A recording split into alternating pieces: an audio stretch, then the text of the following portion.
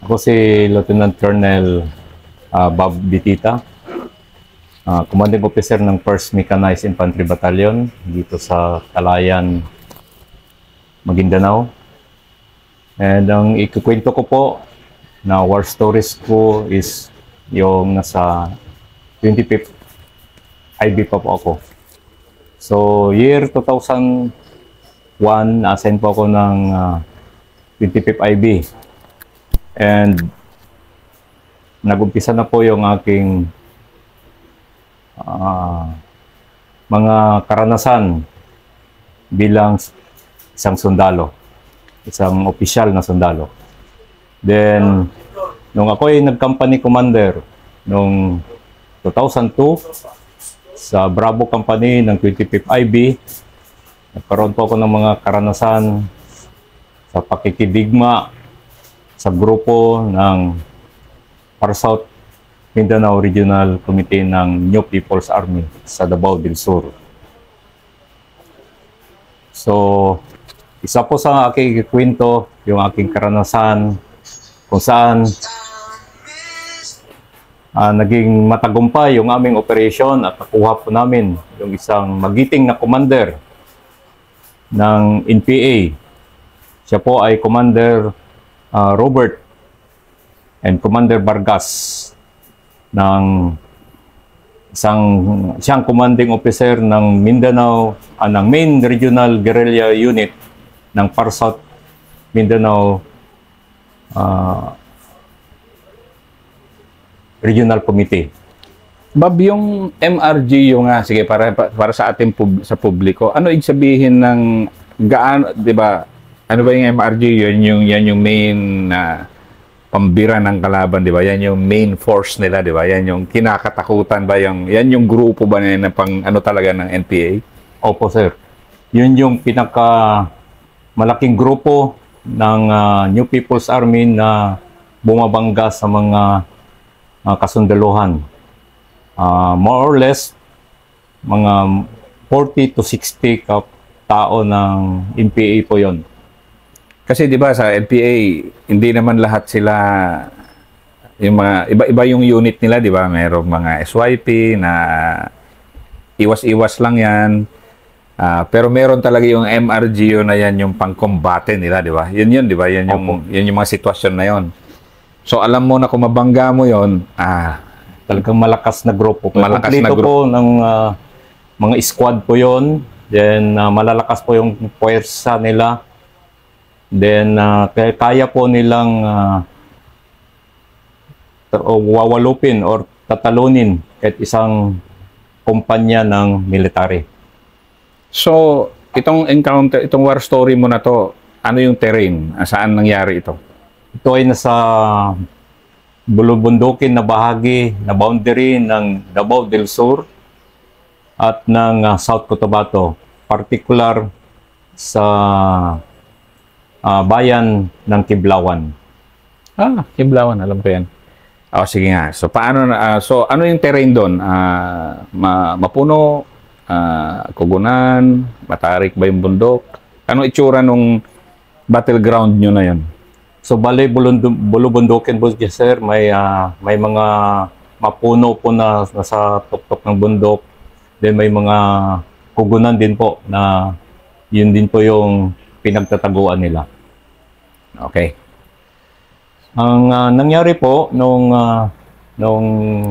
yung encuentro namin sa MRGO, mga panahon ng 2004, meron pong report na may mga armado na nangahasik doon sa mga barangay na sakop ng Kiblawan. So kami ay natasan ng aming batalyon sa pamumuno ng aming dating batalyon commander na si Sir Dodo Erebiri na pumunta doon. Then actually yung isang barangay, doon po ako nag-jump off. Yung barangay na pinangyarihan ng aking enkwentro ay doon ako pinag-jump off ng aming batalyon papunta doon sa sitio na kung saan napabalita na mayroon pong armado. So, gabi po kami dumating doon sa sitio. Then tuloy-tuloy po ang aming paglalakad. Then kinabukasan dumating kami doon sa kabilang sitio na kung saan yun yung reported na may mga armado. So pagdating doon nagtatanong-tanong po kami sa mga tao at inamin naman po nila na mayroong armado pero nakaalis na. Hindi po kami nagpang-abot doon sa sitio na yon. Then bandang mga alas 11 ng tanghali, tumawag yung aming batalyon na pinapabalik ako doon sa barangay na pinanggalingan ko nung gabi. Kasi yung may mga sinunog sila na bahay doon. At deliberately na nag-withdraw sila sa isang high ground na kung saan nagpapakita sila sa mga tao na nandoon lang sila. So, since na may report sa batalyon namin na yung mga tao, yung mga kalaban is nandoon sa isang mataas na bundok na malapit doon sa barangay, inatasan po ako ng batalyon namin na pabalikin.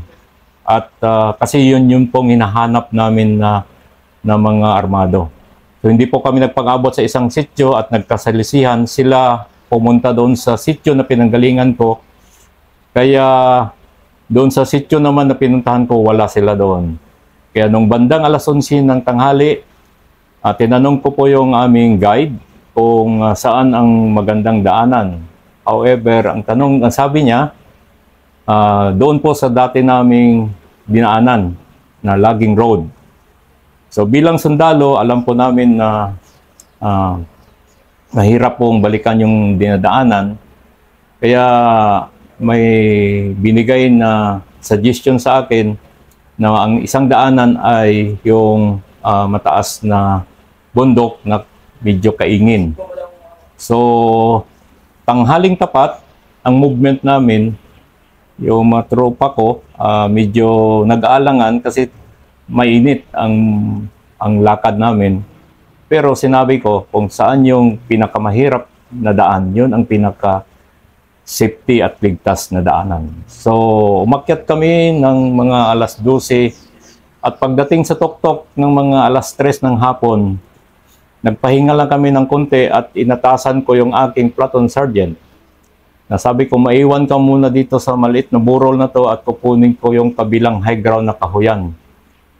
At nung paakyat ako doon sa kabilang high ground, biglang pinutukan kami at pinutukan din yung aking isang platoon na naiwan doon sa likod. So, nagsimula pong labanan sa dalawang grupo ko na kasundaluhan. So, sa aking grupo at yung sa aking platoon sergeant na grupo. So, hati po yung naging attention ko kasi hindi ko alam kung ano nangyari doon sa isang grupo ko sa likod dahil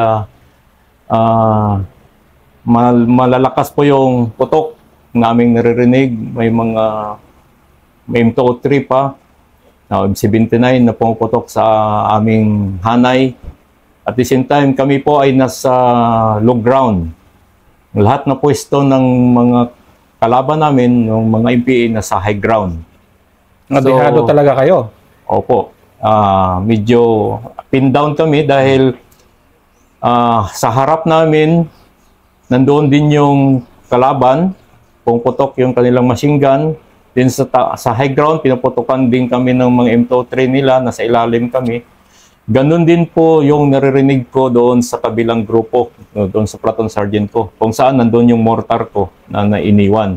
So kinakabahan ako, hindi dahil sa putok nila, kinakabahan ako dahil sa aking mga tauhan na napahiwalay sa akin doon sa likod. Dahil hindi ko sila makontak at the time, dahil yung kalaban pala, immediately nandyan lang sa taas nila, more or less mga 6 meters at pinapasurrender na yung isang platoon ko sa likod. So platoon, Bob, isang buong platoon, wala kang kasama official noon, ikaw lang? Ako lang po. Dahil yung isang official na kasama ko is naging naiwan po at naging reserve ng batalyon namin. Hirap niyan, di ba? Yung tropa mo napahiwalay sa'yo, ikaw CO, at alam mong medyo naditikitan sila. Anong feeling no? Batang-batang tenyente ka noon, di ba? First lieutenant po ako. First lieutenant, pero ano pa yan? Parang, siyempre, hindi ka pa, iba talaga yung kaba na ganon na, di ba? Walang problema kung magkakasama kayo, di ba? Pero napahiwalay, iba yung feeling noon, di ba? Opo. Kasi mas maganda yung nakikita mo sila kasi pagka during encuentro, ma-assess mo kaagad kung ano yung kalagayan ng tropa mo. So iniisip ko that time na kasi grabing putukan din yun sa side nila. Sabi ko baka puro may sugat na o wounded na yung mga kasamahan ko at di na makapagsalita sa radyo.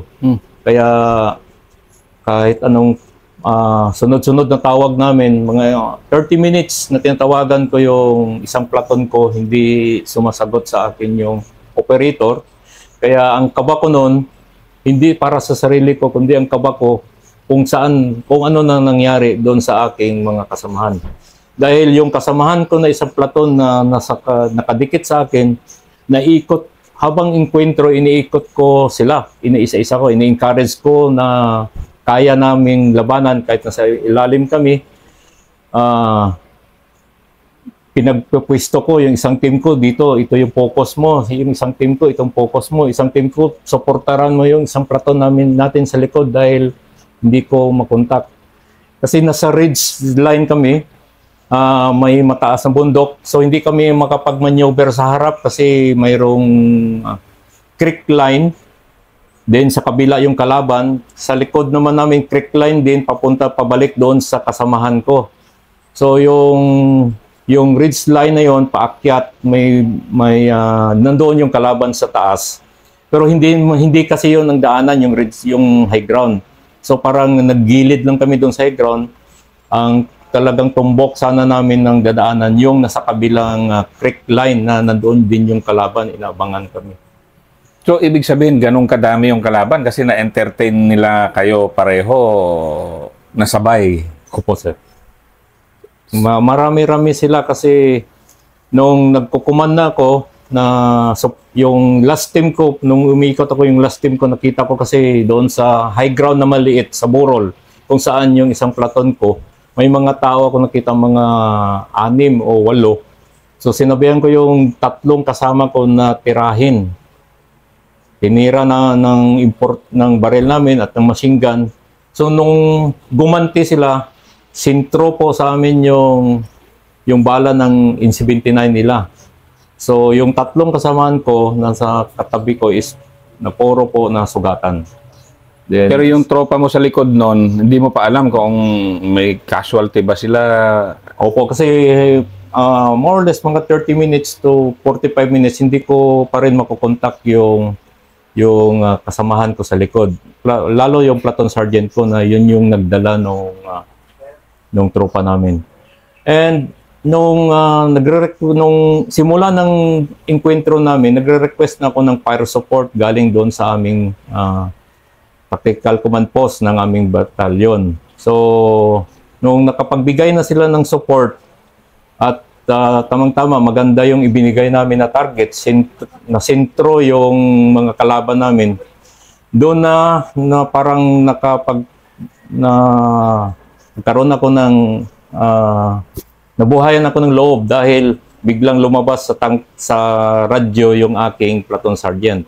So tinatanong niya, sir, tinanong ko kumusta sila dahil bakit matagal hindi nakapag-contact. Ang sabi niya sa akin, sir, ang kalaban namin, pabulong-bulong pa niya sinasabi sa radyo, nandyan lang sa high ground namin, sir. Tamang-tama dahil pumutok yung kanyon, medyo nakita nila na umatras, naramdaman nila na umatras yung kalaban kasi simula ng putukan, sinasabihan na sila ng kalaban na sumurrender na, baril lang kailangan nila kasi yung grupo na nauna, tumakbo na yon. So, ibang grupo yon, hindi kami sir, kami yung tinutukoy na kami na grupo tumakbo na, kaya sumurrender kayo kasi yung grupo na nauna, yung aming, kumbaga ako yung tinutukoy nila ng grupo ko is tumakbo na daw. Kaya dapat sumurrender na sila. So, mabuti na lang malakas yung loob ng aking platoon sergeant at yung mga team leader na naiwan. So, patuloy silang lumalaban. So hindi lang sila makapagtawag ng radyo pala sa akin that time kasi mga 6 na metro lang layo ng kalaban sa high ground. So nasa taas yung kalaban, nasa baba sila. Dumikit lang po sila dumikit lang po sila doon sa burol at inantay lang nila kung lalabas yung ulo yung nagsasalita doon sa taas at babarilin nila. Ganong kalapit, ano? At actually, parang dumikit pa yung kalaban kasi nung sumigaw yung kalaban sa kanila na magmaneuver, may tumakbo doon sa gilid. Buti lang maagap yung last man ng platoon sergeant ko at naputukan yung tumakbo. Kaya hindi tuloy-tuloy nakapag-maneuver yung kalaban. Ganun po yung nangyari doon sa platoon sergeant ko, yung grupo ng platoon sergeant ko.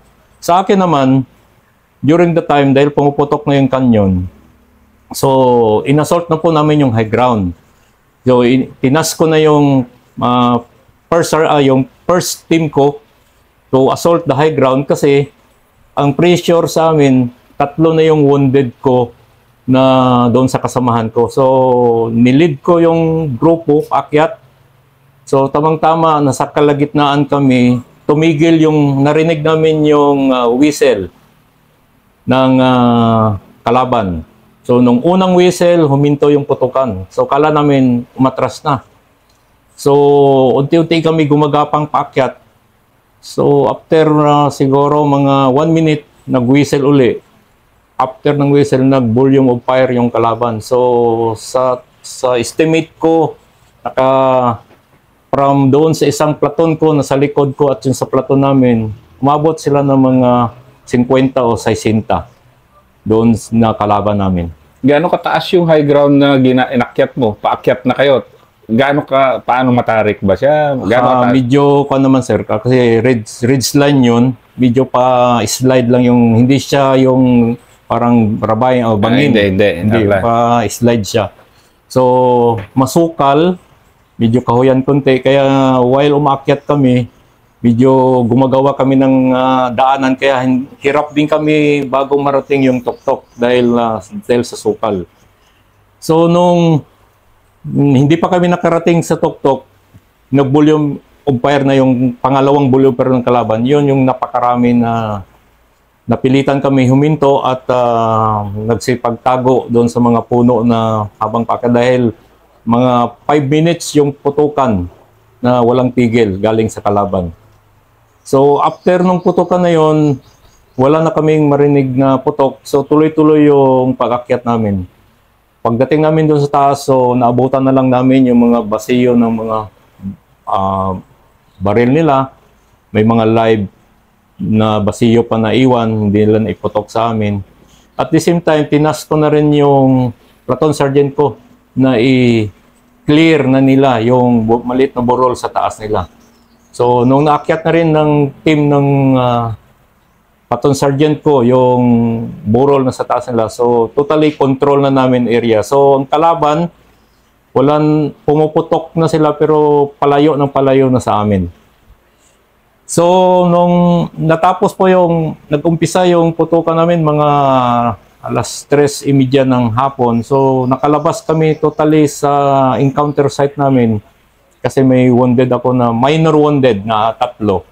Nakalabas kami, nakarating kami ng sentro ng barangay na ang layo lang galing sa amin is mga 2 kilometro ng mga 6:00 ng gabi.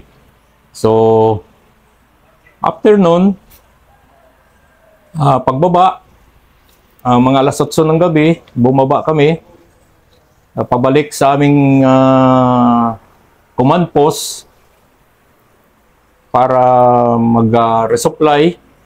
Inabangan na naman po kami doon sa tulay at nagputukan uli, inambos na naman kami.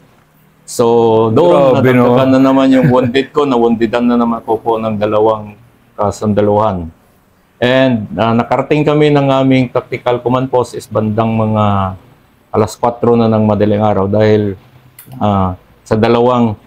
dahil doon sa inabangan kami na mahirap maglakad, mahirap magmaneuver, mahirap din hanapin sa gabi yung aming mga kasamahan. Buti na lang may mga ginawa kaming mga yung taktika ng sundalo na may ginagawa kaming mga palatandaan at mga senyales sa gabi.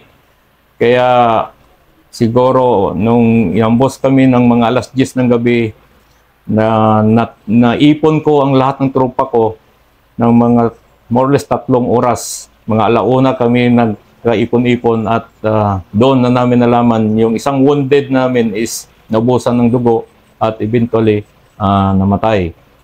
So, nakarating kami ng command post ng alas 4 ng madaling araw. Ano bang feeling, Bob, ng maambush ng gabi?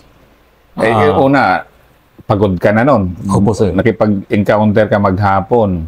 May wounded ka na 3. Paglabas yun ng barangay, bagbagan ulit, ambush. Anong feeling nung, yun nga, lalo na gabi, pagod ka na, kasi nadehado yung posisyon. Hindi naman sa puwersa, hindi kayo dehado, pero yung location nyo, dehado kayo, di ba? Disadvantage position, yung encounter na yon. Yes, sir. Paglabas nyo, pagod na-ambush pa. Anong feeling nun, gabi? Balin ko sa bilang opisyal, napakahirap ang pakiramdam na yung ambusid ka sa gabi. Kasi ang isang worry ko o isang medyo mahirap isipin na kung gumanti or kung magkaputukan ulit, baka yung mapuputukan mo is katabi mo or baka kami-kami lang ang magkaputukan. Kaya ang ginawa namin nung gabi na yon,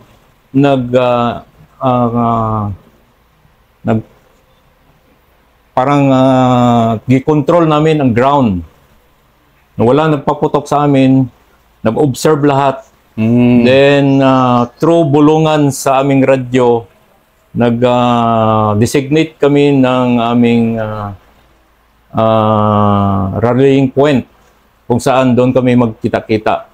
So, kaya nga sabi ko parang umabot pa ng 3 oras bago ko naipon lahat dahil mahirap, una-una mahirap maglakad papunta doon sa rallying point namin kasi baka yung kasi nung gumalaw kami nung gabi na yun, tinutukan kami uli.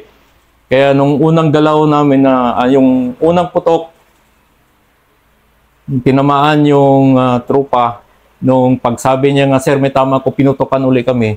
So lahat, tahimik kami. Walang, kahit yung wounded na 2, hindi makasigaw na masakit. Dahil tuwing may marinig na kaluskos, pumuputok yung umaambo sa amin. Kaya grabe kung paano hindi mo maintindihan. Hindi rin namin alam kung paano kami nakalabas nung gabi na yon. Kasi sabi ko nga, may mga kaluskos, puputok yung kalaban. Hindi, kaya paano ka gagapang na walang kaluskos para hindi puputok yung kalaban. So ang hirap nahirapan na kami nung maghapon na putukan na ako, lalo sa akin dahil yung pakiramdam ng opisyal na yung tropa mo is napapahiwalay sa'yo at pagod na pagod ka sa supervise during putukan. Pagod na pagod rin yung isip mo kung paano i-save yung mga tropa mo dahil pangit sa aming mga opisyal, sa aming pakiramdam na yung tropa mo is kawawa or yung tropa mo is nahihirapan. Ang sa akin, feeling ko noon, bahala na ako, hirap na hirap. Kahit pagod na pagod ako, para to ensure lang na maikot ko, malaman ko na yung tropa ko is safety. Kaya nung gabi na yon, ang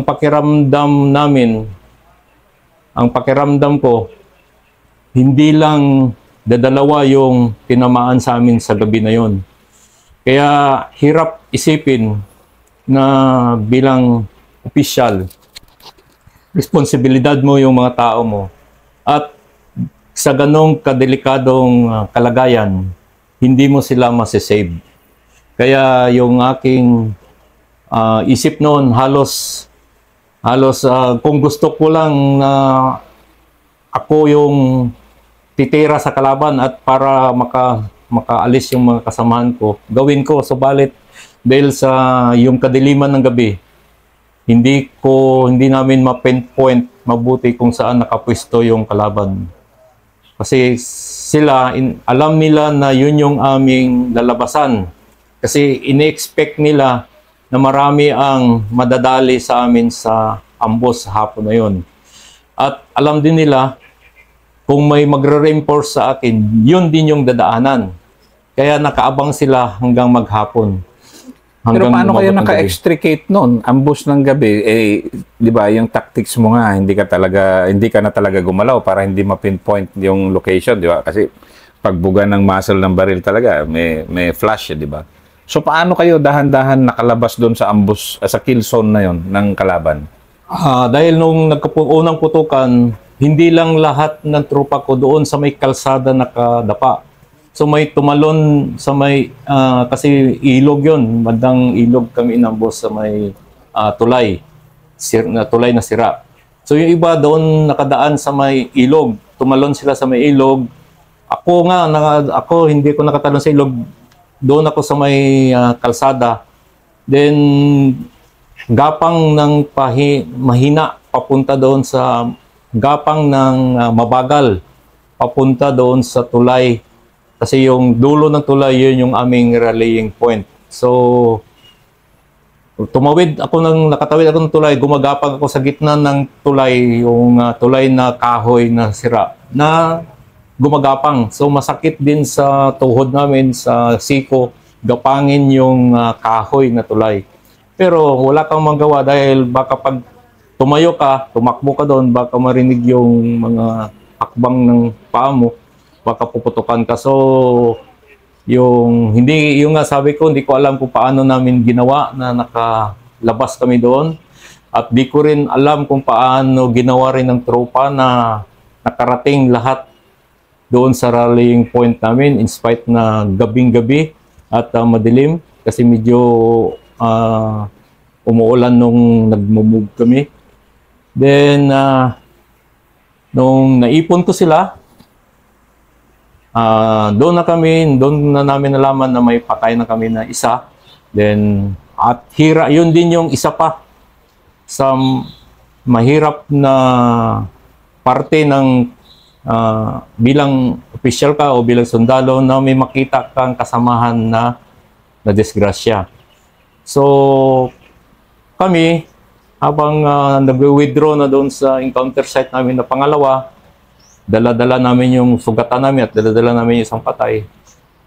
Mahirap hakbangin yung paa mo dahil parang hindi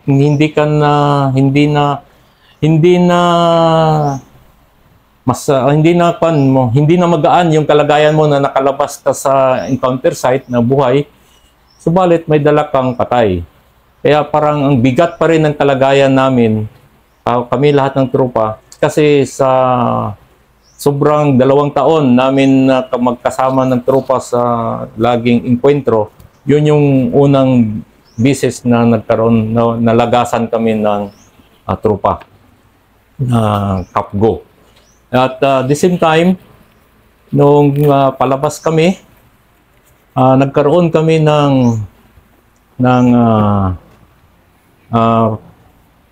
meeting doon sa tactical command post. Kasi ang sabi, pababalikin na naman kami. Dahil yung kalaban nandoon pa. Hindi pa totally rin naka-withdraw. So wala kaming bilang sundalo, hindi ka makapagsabi ng no, kundi yung sa amin po ay talagang tatanggapin namin yung inatas na trabaho sa amin. So kahit pagod na pagod kami, pagod yung isip namin, pagod yung katawan namin dahil sa atas ng tungkulin at sa trabaho na binigay sa amin, napilitan kaming bumalik doon sa encounter site. Una-una para titingnan kung may mga naiwan na kalaban. Lilinisin din namin kasi baka may mga bala hindi pumutok at kawawa yung ating mga magsasaka, baka mapakan nila. Or may mga bomba na iniwan yung kalaban. So, bumalik kami at nagpursot kami sa kalaban. 3 munisipyo ang nilakad namin hanggang umabot kami sa north boundary ng Davao del Sur at North Cotabato. Pangalawang araw na yon. Umabot po kami ng 10 araw. Okay. Sobra 10 araw, umabot ng 15 days. Kasi 3 munisipyo yung nilakad namin. Then, hindi po namin alam na yung result ng aming encounter is medyo maganda pala. Dahil nung nakababa kami nakabalik na kami ng after 15 days, or more or less 15 days na operation, doon may lumabas na information na yung isa pala sa yung na-encounter pala namin is may casualty na commander. So, ang info nandoon sa area yung naiwan, yung bangkay ng commander. So, walang choice kasi wala rin nakakaalam sa area kung saan talaga yung specific area na pag-inkwentruhan namin. So, 2 araw lang yata pahinga namin ng trupa ko. Bumalik na naman kami doon sa taas para i-guide yung mga investigator, i-guide yung mga barangay officials, municipal officials para situate na yung aming operations ay legal. Operations namin ay legit. Hindi kami wala kaming ginawa doon sa encounter site.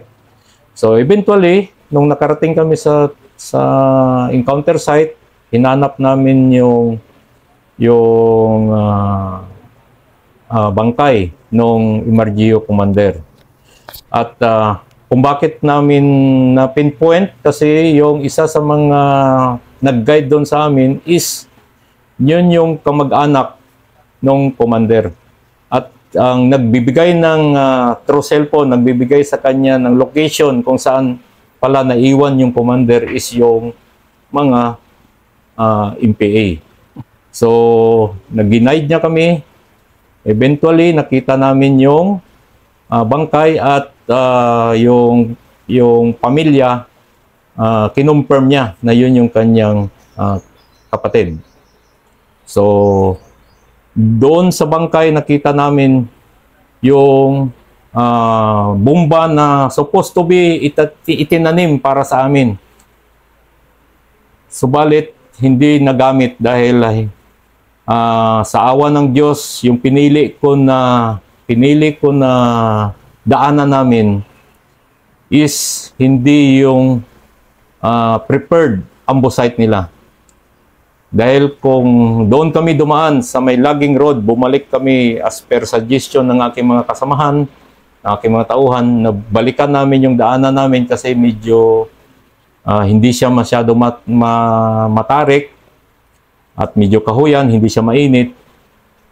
Siguro naging part ako ng history, ng lesson learned ng Army na naubos yung isang platoon dahil 2 bomba yung supposed to be itinanim.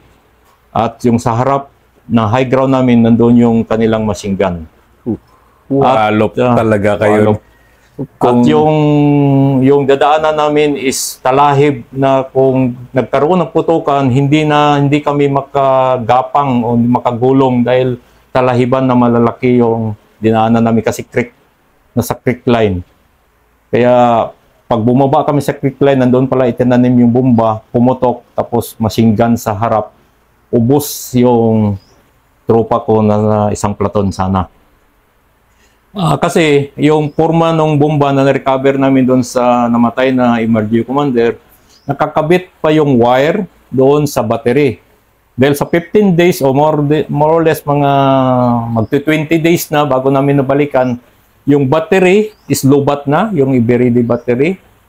Pero nakakabit yung wire na more or less 200 meters doon sa bomba. Hindi pa nila naitanggal. So nahila lang nila yung mga wire at sa pagmamadali nila na pag-withdraw, hindi pa nila tinanggal doon sa battery. Kaya at yun ang naiwan doon sa bangkay ng Emergio commander. Then, nabilitaan namin doon sa unahan naman, doon na naman inilibing yung isang mataas na may mataas na katungkulan sa Par South Mindanao Regional Committee, yung kanilang political officer. So, bali, dalawang matataas na opisyal ng Par South Regional Mindanao Committee ang aming napatay, na neutralized during sa encounter na yon. So, ang lesson learned namin doon, yung pagiging, yung na-assess namin ang sitwasyon na kung bumalik kami sa dinaanan namin, talagang naubos kami. So, yung ginawa namin na strategy na hiniwalay ko yung dalawang tropa ko is naging paraan din na hindi rin nakapag-focus sa isang lugar lang yung kalaban. So, nahiwalay-hiwalay din. Hindi rin nila alam kung paano nila i-distribute yung kanilang grupo dahil yung ibang grupo nila naiwan doon sa kabilang high ground. Na kung tutuusin mo, yung daanan sa namin ganon. So, magkabilaan mayroon. Ngayon, doon kami dumaan sa kabila lang. So, yung grupo lang dito yung nakaabang sa amin. Yung kabilang grupo nila na nag-abang at yung pangalawang 60 nila na hindi nila naigamit sa amin. Kasi hindi kami doon sa prepared ambush site nila nakadaan. So, yun po yung naging contribution ko sa war stories ko na naka-neutralize ako ng matataas na opisyalis ng Par South Regional Mindanao Committee, Par South Mindanao Regional Committee ng NPA. Magandang hapon po.